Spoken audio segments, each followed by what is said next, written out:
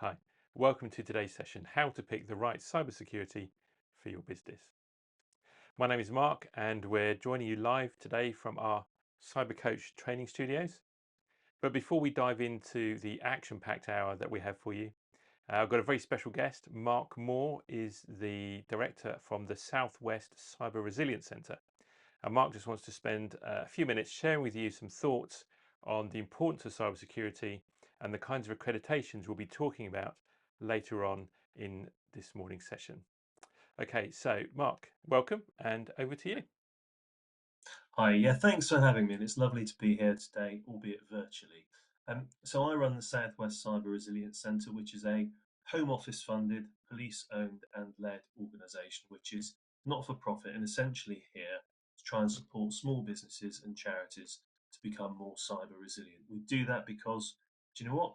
It's really important and it happens to a lot of businesses who think that it's not going to happen to them.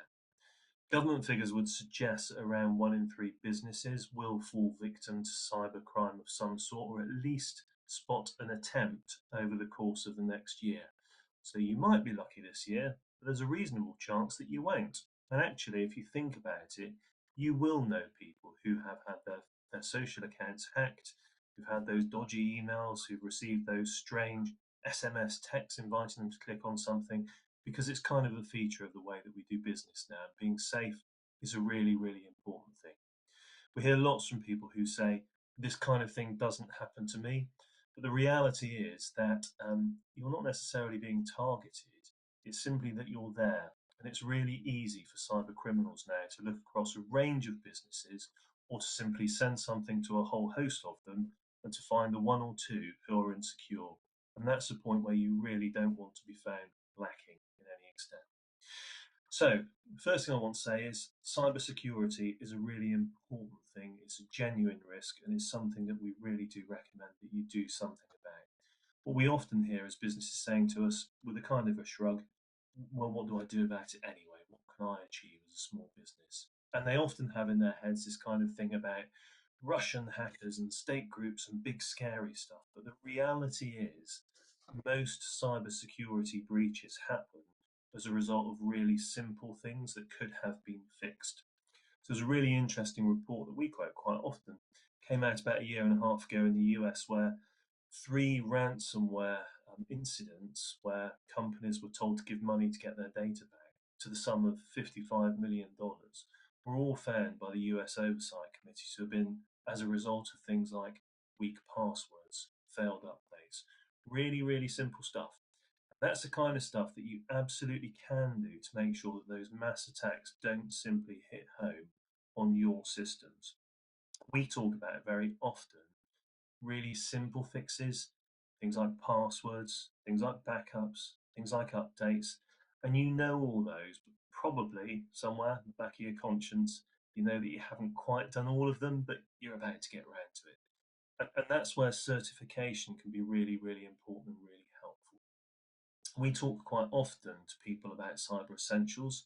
I know you'll be talking about that and some other things today as well. Cyber essentials is a great starting point because we know that it will reduce your likelihood of making a claim on insurance by about 80%. You know, we've got it as an organisation. The Southwest Cyber Resilience Centre holds that certification, and we do it because we want to be safe and we want our client data to be safe as well. That's really important. And there are a host of other benefits that come from that for us. The first thing is that we've got free insurance and free support if we need it. The second thing is that we know that we're protecting our systems and our business. And the third thing is that actually we can, with a clear conscience, say to our clients, we're doing all that we can. And I think that's really, really good PR for us. So being able to say that we are doing the right thing is important. And increasingly, we don't work with people that don't take data security seriously. That's not just us, that's across a range of organisations. So if you want to bid into, for example, a defence sector contract, you will be required to have a certification. If you want to work with many public sector partners, you will be required to have a certification. And increasingly, if you want to work with a socially responsible business, they will want to know that you're looking after their data security properly, because otherwise you're a risk to them. So I know you're going to talk today about various approaches to certification. I'm not going to recommend what's right for you or who the right partner is, but I do think that what's important to say is a few things. First of all, this is a genuine risk and one that you should take seriously. Secondly, there are things that you really can do to mitigate and manage that risk. And thirdly, if you find the right partner, all of these things are very achievable and very worthwhile for you. So thank you, and I hope that you can stay cyber secure on your journey forwards. If there's anything that we as the Southwest Cyber Resilience Centre can do to help on that journey, you'll find us via your search engine. We'd be delighted to get in touch. Thank you. Thanks very much, Mark. Appreciate you taking the time to join us here this morning. Okay, well, with no further ado, let's dive into the first of our sessions this morning. And Beth is going to take us through some of the government's key recommendations of the first stepping stones any business should take in order to become more cyber secure. Over to you, Beth. Thanks, Mark. We're going to talk about cybersecurity. So, who is responsible for cybersecurity? That's a bit of a trick question because the answer is everyone. That's why it's important for every member of staff to have at least a low level of understanding about cybersecurity, because without that understanding, they won't be able to help keep your business and your data safe from potential cyber attacks. Cybersecurity is not just about preventing a potential cyber threat, but it can also be a driver for business growth and can help you gain new clients. Cybersecurity can be a tricky subject to approach, especially from a non-technical background. One of the things we like to do here at Cool Waters is break down the barrier to understanding cybersecurity. We take cybersecurity topics and present them in plain English. It's important for business leaders, board members, and other senior members of staff to engage in the cybersecurity practices of their workplace. There are a variety of barriers to this. A recent government study found that this was due to a lack of knowledge, training, and time. So what can be done about this? A good place to start to build up your understanding is through our blog, where we explain cybersecurity to business professionals for free so they can better understand and manage the cyber and information security of their businesses. You can also sign up for free monthly reminder emails to make sure you don't miss a post. So why don't businesses invest in cybersecurity? A common reaction to cybersecurity from many businesses, especially smaller ones, is to think about finance. Businesses don't prioritise investing in cybersecurity, not because they don't see it as important, but because they're struggling with rising costs across the rest of the organisation and they cannot find room in the budget. However, there are plenty of free resources from reputable sources across the internet, and they can help you improve your cybersecurity completely free. The NCSC is a branch of GCHQ focused entirely on cyber and network security. They have many free resources, news articles, training packs, and exercises that can be used for cybersecurity awareness and training. The NCSC also recommend that the best way to protect your business from cyber threats is through achieving certifications, such as Cyber Essentials. There'll be more on that from Mark later. Or by simply following their 10 steps for cybersecurity. I'm going to walk you through their 10 steps now to give you a bit of an introduction to cybersecurity and how we can help you to understand it in plain English. The NCSC break down the important areas of cybersecurity into these 10 sections. Looking into each of these 10 areas can help you to understand what risks are faced by your organisation, how to deal with and manage these risks, effective ways to prepare for the possibility of cyber incidents, and how to protect your organisation in a way that best enables you to continue to deliver your business objectives. Let's begin by looking at step 1, risk management. In cybersecurity, there are 4 approaches to risk management: mitigate, transfer, avoid, and accept. Mitigate is the cybersecurity word which means to make less bad. When a risk is mitigated, controls are applied to reduce the impact that the risk has on the business. Transfer is when the burden of risk is shared, such as through cyber insurance, which you can get through Cyber Essentials certification. The company is now not fully responsible if an incident occurs because of the risk, as the insurance company will help to handle the situation and manage the impact. Avoid is where the risk is avoided through the risky activity no longer being performed. If the activity doesn't occur, then the risk is no longer able to threaten the business. For example, if using a hot plate in the staff kitchen presents a risk of fire, the company can choose to ban the use of this appliance, and then the fire risk associated with it has been avoided. And finally, accept This is not the same as ignoring a risk. Instead, it is accepting that the threat that the risk presents is still there, but it's something that the organisation is willing to have occur. In cybersecurity, we call the acceptable amount of risk a business can handle their risk appetite. If the risk is within the organisation's risk appetite, then it can be accepted with no need for mitigation or other risk management methods. Step 2 is engagement and training. We've already discussed the importance of both senior leadership and staff having a good understanding of cybersecurity and how that can affect the business. Providing training to your staff to support them in this demonstrates that you value them and recognise their importance in the business. You need to lead by example. Set the tone and lead by example to create a positive cybersecurity culture. Senior staff who do not lead by example and try workarounds instead of following the cybersecurity policies and practices have a strong influence on their employees. If they see you avoiding and ignoring rules, they will too. They won't consider cybersecurity important unless you do, and this can leave you, your business, and your personal data vulnerable to attack. Step 3 is asset management. An asset is a thing that your company has. This can be a physical thing, like a computer or laptop, or it can be a digital thing, such as important documents and files that might be stored online in cloud locations. In cybersecurity, these digital assets are called logical assets. To be able to perform asset management, you first need to know what things you have. You can't protect something if you don't know what it is. Once you know what you have, you can assign it a value. Then you know what there is in your business to protect, how much you need to protect it based on its value, and you can move on to assessing what risks these assets might face and need protecting from. Step 4 is called architecture and configuration. This step asks organisations to think of security first when they create or purchase new systems to be used within their business.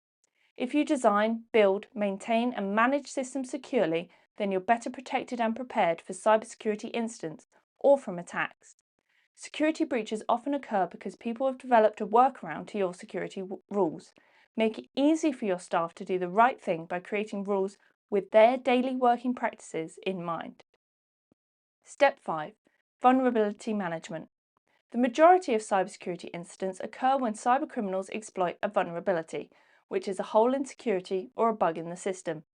When updates are released by software providers, they often include patches to these security holes or fixes for the bugs in the system.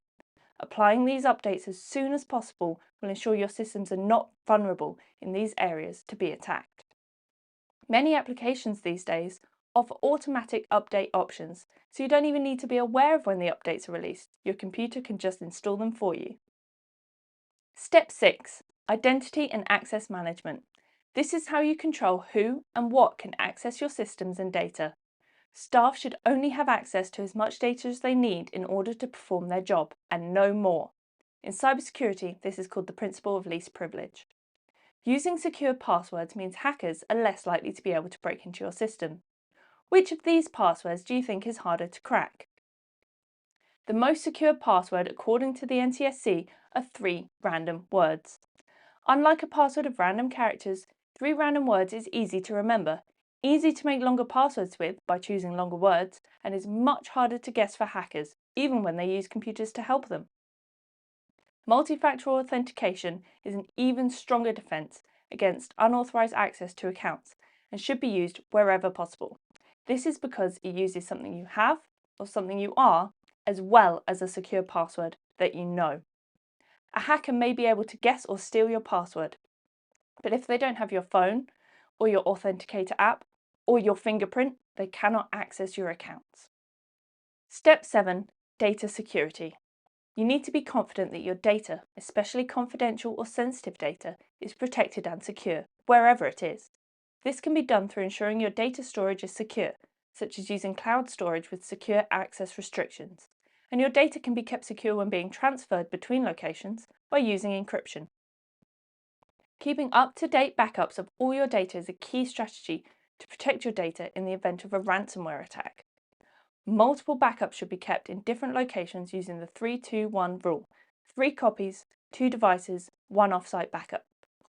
That way, if one backup becomes compromised, another copy of your data will still be available. Step 8. Logging and monitoring. Logging is a security tool that allows you to be able to keep track of activities occurring on your devices and in your network. Monitoring these logs can provide insight into suspicious activity before it develops into a full security incident. Software exists to be able to perform these logging and monitoring checks for you, such as Perch. Being able to detect security events early is important to minimize the impact and prevent a large-scale incident. If you want to know more about Perch and other detection and prevention methods such as Sentinel-1, please stick around at the end of this webinar to chat to us. Step 9. Incident management. Once an incident occurs, it's too late to plan and prepare for how to handle it. Incident management is therefore something that needs to be organised in advance, just in case an incident does occur. Incidents have a huge impact on an organisation. It affects the cost, productivity, and reputation. Good incident management can reduce the impact of incidents by drawing up planned responses, considering how the business can continue to operate in the event of a disaster, and should include input from staff in a variety of business sectors, such as IT, security, HR, PR, and senior leadership. Was your business ready for the sudden switch to remote working that occurred a few years ago in the global pandemic? Instant response plans can ensure that next time a global or local event threatens your business, you will be ready. The NCSC has many free resources to help you make these plans and test your preparedness, so be sure to check them out. Step 10. Supply chain security. Your supply chain can be any suppliers or partners that you work with who have access to your data or can impact your business operations. Any cybersecurity event that can impact a member of your supply chain has the potential to greatly impact your business as well. To secure your supply chain, you need to consider who is responsible for security at each stage. This should be included when you arrange contracts with suppliers and partners so that everyone is aware of what they need to do to maintain a secure environment. And that concludes the NCSC's 10 steps to cybersecurity. I'm now going to hand over to Mark, who's going to take you through 2 government-backed schemes, Cyber Essentials and Cyber Assurance, that provide independent verification that you are implementing the 10 steps we've just discussed. Over to you, Mark. Thanks very much, Beth. That was great. Now, if you have any questions, feel free to pop something in the chat, or we can have a dedicated Q&A session at the end of the webinar as well. But now I'd like to take a few minutes just to talk through the government Cyber Essentials and Cyber Assurance schemes. Starting with Cyber Essentials, when it comes to cybersecurity, apart from doing nothing, the least you could do is Cyber Essentials. So what is it and where did it come from? Back in 2014, the UK government asked the spooks at the National Cybersecurity Centre, as part of GCHQ, to come up with a basic set of cybersecurity protections that were suitable for every business to implement, but secure enough that meeting them would qualify you to process data on behalf of the UK government. And the result was the Cyber Essentials scheme. Now, it's developed over time, but today it still represents the same 5 basic things that every organisation should do to protect itself from cybercrime, and it still opens the door to being able to supply to UK government and national government. Now, according to the UK's NCSC, Cyber Essentials is an effective government-backed scheme that will help protect your organisation against a whole range of common cyber attacks, whatever its size. Now, cyber attacks come in many shapes and sizes, but the vast majority are very basic in nature. They're carried out by relatively unskilled individuals, and they're the digital equivalent of a thief trying your front door to see if it's unlocked. And the Cyber Essentials scheme is designed to prevent these kinds of attacks. Now, the CEO of the NCSC, Lindy Cameron, she said that firms with Cyber Essentials are 80% less likely to need to make a claim on their cyber insurance. And the scheme has been running for a long time, so there's lots of good evidence to validate this claim of its effectiveness. And Cyber Essentials also provides free cyber insurance cover of £25,000. So in the unlikely event that you are the victim of cybercrime after passing Cyber Essentials, the scheme includes this cover to help you fix the problems and get back up on your feet. Right? So it sounds like a great deal, right? Well, the scheme was designed to be attractive and accessible to every business, charity and organisation in the UK. So maybe you can have your cake and eat it. Now there's two flavors of Cyber Essentials. That's called Cyber Essentials and Cyber Essentials Plus. And they differ in this way. First of all, Cyber Essentials is a verified self-assessment, which basically means you fill in a long questionnaire with 1 or 2 sentence answers, and a certification body like Cool Waters verifies and validates your answers against the rules of the scheme. And no one checks for the truthfulness or the accuracy of your answers, but a board member does need to sign to say it's an honest report. And Cyber Essentials costs between £300 and £500 a year based on your number of employees. Now, whereas Cyber Essentials Plus, that's validated with a technical audit, which is there to prove the effectiveness of the security controls in place. And the pricing is set by the certification body, depending on the size and the complexity of your organisation, but typically starts at about £1,400 or so and goes up from there. So what does Cyber Essentials give you? Well, Cyber Essentials is designed around the 5 most essential security controls any business needs to have in place. These are firewalls, which keep hackers out of your network and out of your computers. It checks that you have secure configuration in place, making sure all the settings on your systems are correct in order to keep those systems secure. It looks at logins and passwords, ensuring people have access that they need to do their job, but no more, and that the passwords and logins are secure and not easily guessed. Anti-malware makes sure that you're protected from viruses and other malicious software. It protects you from ransomware and other malicious software from getting into your computers. And finally, applying updates is making sure that all your software updates are applied on time every month, because you may not realize this, but those software updates, they're mostly fixing security flaws that, if they're left unpatched, can be abused by hackers getting into your systems.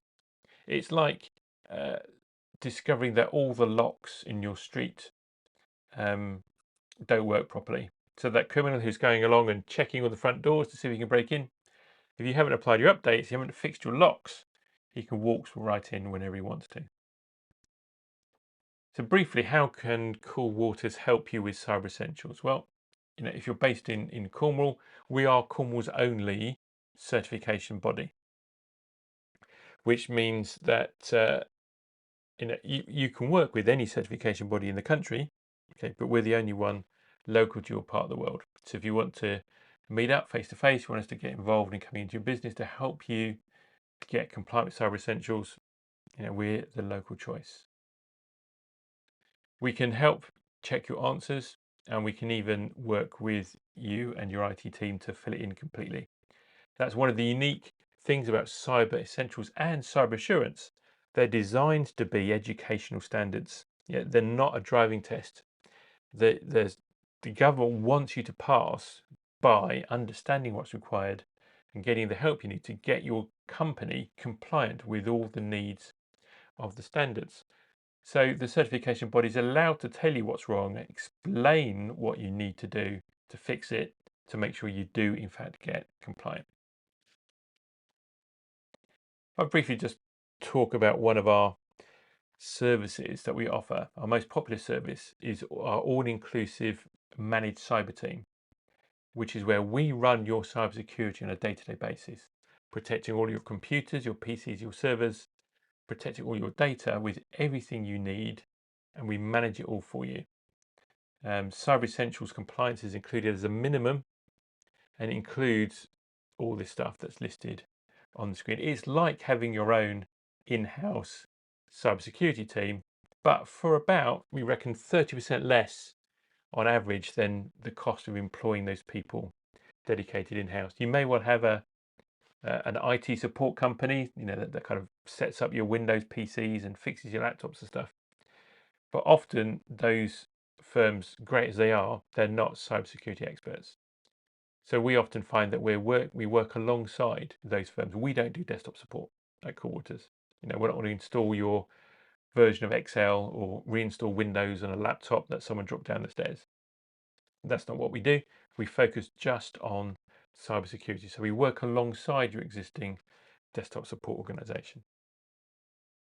So what does it mean if you are successful in getting Cyber Essentials? Yeah, well, it will help you attract new customers, reassure existing customers, open the door to those government contracts that have a prerequisite of cyber assurance compliance. And you as a business owner or a manager have a very clear picture of your own security stance. But what comes next? Maybe you already have Cyber Essentials and you're thinking you need to take it further. Well, for those firms wanting to do more than the minimum, yes, the least you can do, maybe because your clients are demanding it or your shareholders or trustees want a higher degree of assurance that the business or the charity is safe. Maybe you process a lot of personal data and you want assurance that GDPR has been correctly followed. Well, the answer to that is a scheme called Cyber Assurance. And it's the next level up from Cyber Essentials. And it's designed and run by the same people who run the Cyber Essentials scheme. And you have to have Cyber Essentials in place first, but you can then layer Cyber Assurance on the top. And it looks very similar. It works in two ways. You've got level one, which is the verified self-assessment.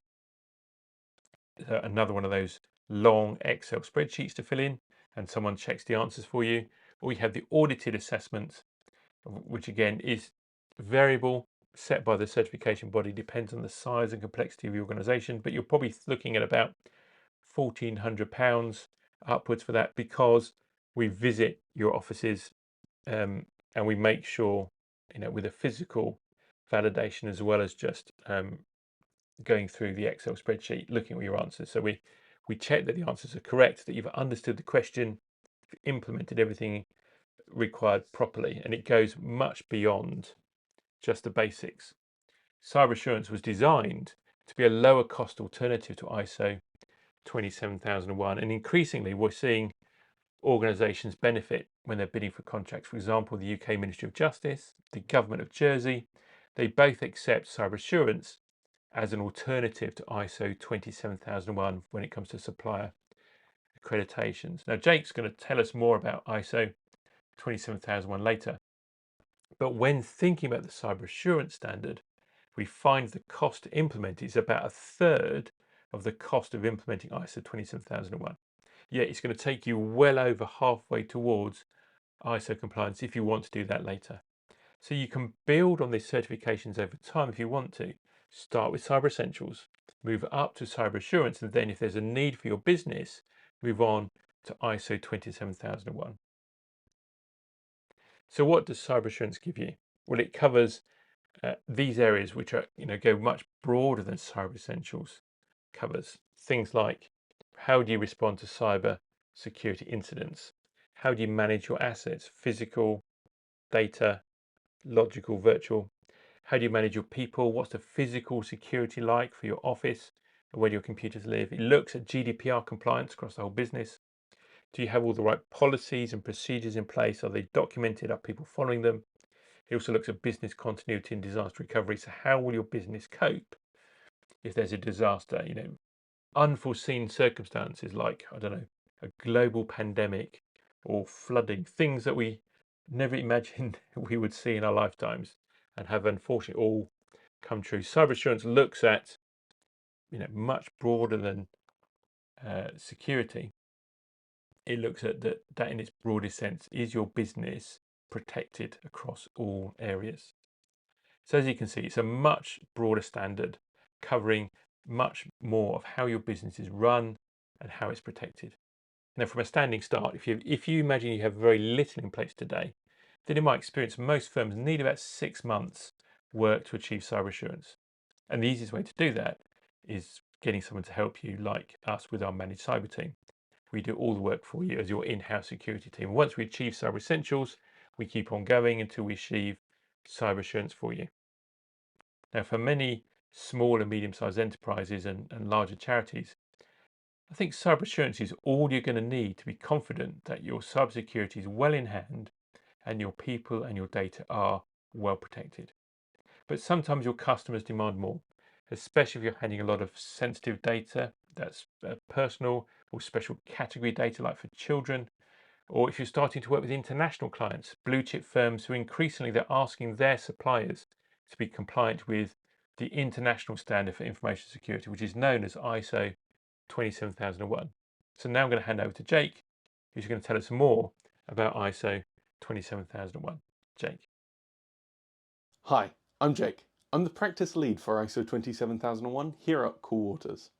Today, I'm here to talk to you about ISO 27001 and how me and my team can help you implement it in your business.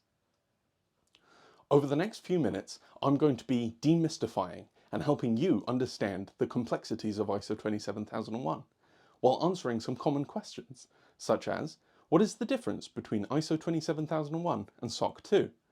How long does it take to achieve ISO 27001? And how much do you think that it will cost to achieve their ISO 27001? I've noticed that most of our new clients are asking for ISO 27001 because it opens the door to new business and new commercial opportunities, especially as they move up market towards work with larger and international customers. When it comes to working with larger enterprises, ISO 27001 is table stakes. ISO 27001 is a management standard that focuses on the way your business manages information security. It provides a framework to build what's known as an Information Security Management System, or ISMS, which is really just the ISO name for your collection of policies, procedures, and processes you have in place to meet the ISO requirements and your business's information security needs. This framework allows for a large amount of customization on some optional controls, known as Annex A, or Statement of Applicability controls. By tweaking these controls, you can right-size and customize ISO 27001 to be perfect for your business, ensuring all relevant controls are present and removing irrelevant ones that may not be applicable to you, such as physical security controls for a remote business. In addition to ISO 27001, you may also have heard of SOC 2. In fact, you may even be considering getting it.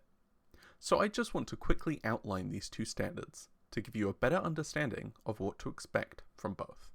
SOC 2 is similar in controls to ISO 27001, with about 96% similarity between the two standards.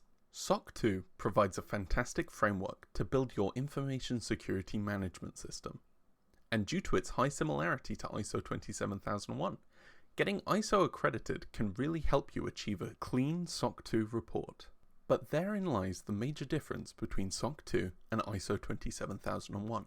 ISO allows you to obtain a certification and tell your customers that you are ISO 27001 certified. However, SOC 2 provides only an attested report. You can't become SOC 2 certified or accredited. You can only receive this report, which you can then provide to your customers. Obtaining that report can also take a long time. SOC 2 audits can be a long and cumbersome process, taking as long as 12 months to complete the report. Of course, all that time really adds up the cost, so depending on the size of your business, SOC 2 reports can get very expensive. ISO audits, on the other hand, can take a lot less time. They're very dependent on the size of your business and how many physical offices and staff members you have, but generally, audits will take anywhere from 2 to 3 days for a smaller business, up to a week or two for larger ones.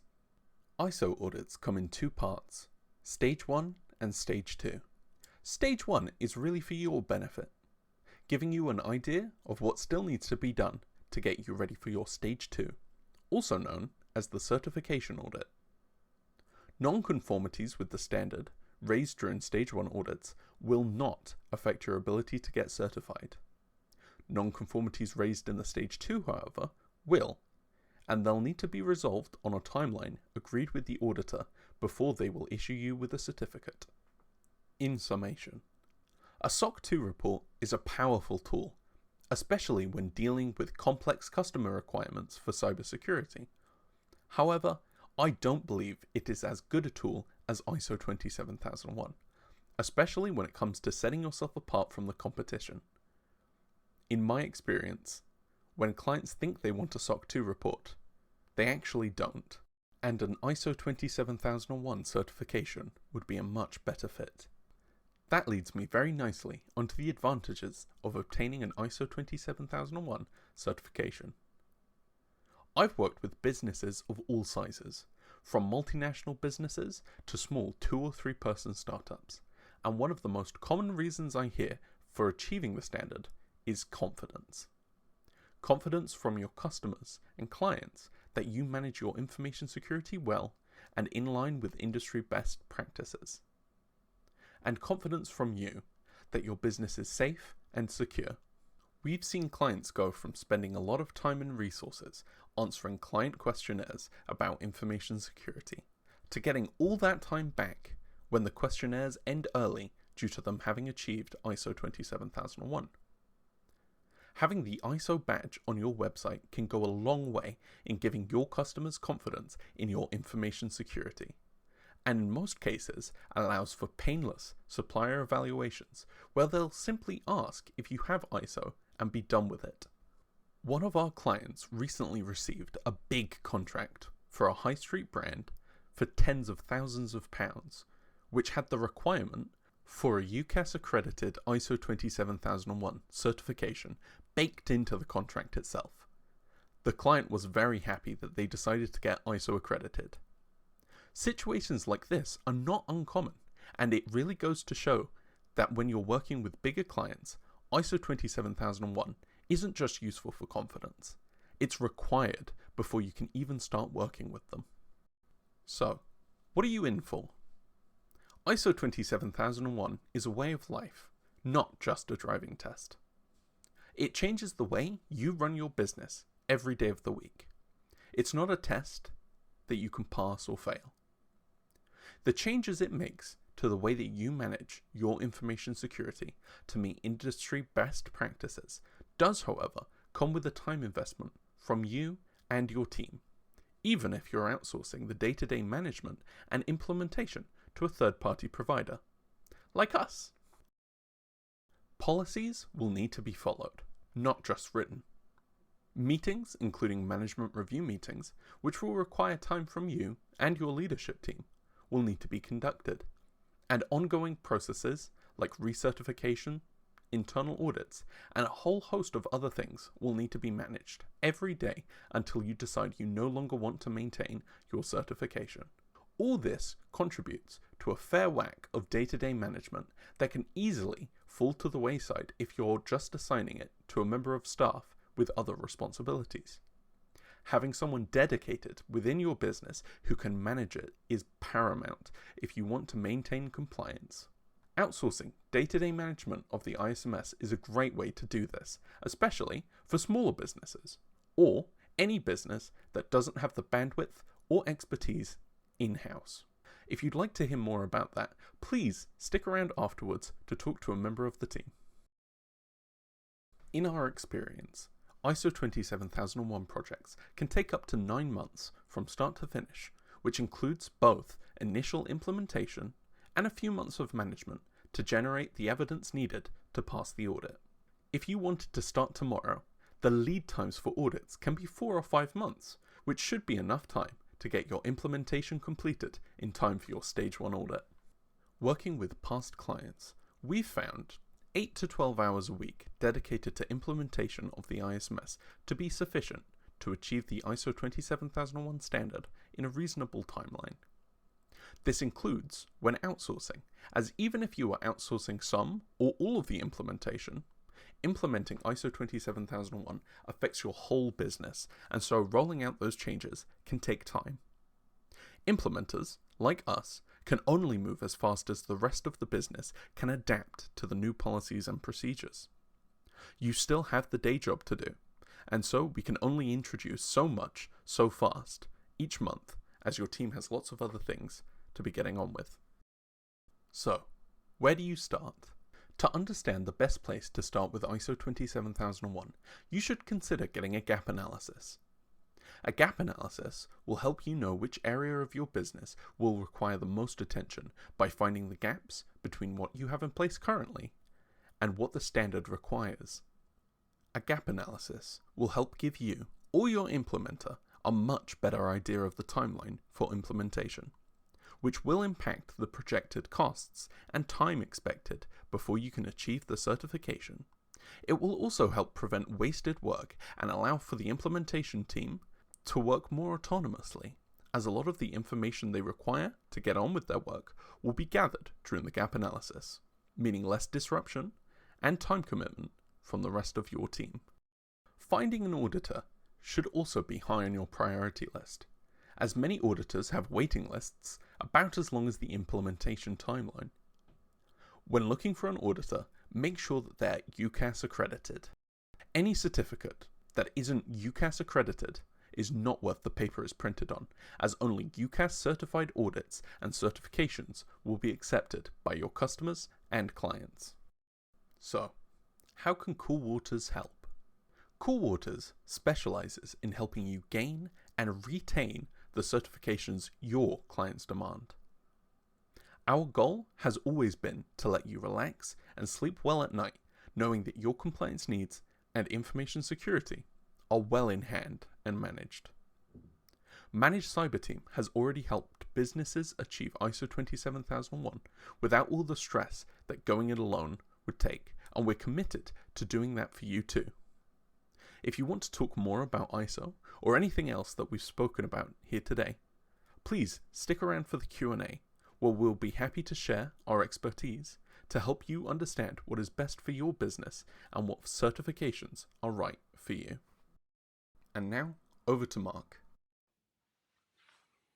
Thanks, Jake, and thanks, Beth. Well, that's almost brought us to the finish line, but before we go, just a couple of things I want to talk about. When you signed up, you had the opportunity to opt in for a dark web scan. So I just want to explain what that is. Cybercrime in the 21st century is a business, and like any mature industry, you start to get specializations that break it into distinct parts. So now in the world of cybercrime, there are some gangs, firms, you might want to call them, that specialize in stealing people's usernames and passwords. Other groups of hackers, other gangs, will specialize in taking those usernames and passwords and breaking into networks. And still other groups and gangs will then buy that access from them and use it to distribute ransomware. So it's a very, I guess you would call it a mature business environment from that respect. We've got these specialized gangs. So one of the warning signs that your business might be at risk is, are your company details being offered for sale on the dark web, those sketchy corners of the internet where hackers and criminals hang out and do this trade and kind of business between themselves. So a dark web scan basically means that we'll use our specialized resources to go and look in those dodgy corners of the internet to see, is any information about you or your business currently being offered for sale? Has it already been stolen by one group of hackers and being made available to others to exploit? So that's what the dark web scan will offer. And if you didn't opt in but you want to change your mind, I'll put a link up at the end where you can just sign up now, and we'll do that. And that's just our gift for you as a token appreciation for coming along. Now the time is to say, have you got any questions before we draw this to end? So if you've got a question, just pop it into the chat, or I'll send out an email to everyone who was registered at the end and give you the opportunity to book a one-to-one with me, Beth or Jake, to ask any specific questions that apply to your business. And we're very happy to gift you half an hour to talk through what might be the right strategies for you and your business. Beth, any questions coming up in the chat that we can ask about? So can Cyber Essentials be achieved by international firms? Okay, so one of the questions is, can Cyber Essentials be used by firms outside the UK? The answer to that is yes and no. So the Cyber Essentials scheme is a UK only scheme set up by the UK government and endorsed by the NCSC. However, the fundamental requirements of Cyber Essentials are available in a parallel scheme, which is virtually identical, available to people outside the UK, which is called Cyber Baseline. Now, Cyber Baseline goes live over the next couple of months, and at Cool Waters, we're one of the pilot certification bodies for that. So if you're based outside of the UK, for example, some of our friends in the Caribbean who are joining us today, then Cyber Baseline would cover all the same principal things and give you that independent verified report. So we can offer that to you So reach out if that's something that you're interested in. Any other questions? Are we done for now? We're done for now. Okay. So just say thank you very much for attending. We're going to put the link up at the end now, so you can see if you want to sign up for the dark web report. And we'll also send you a link to the recording of today's webinar. Thank you very much for attending.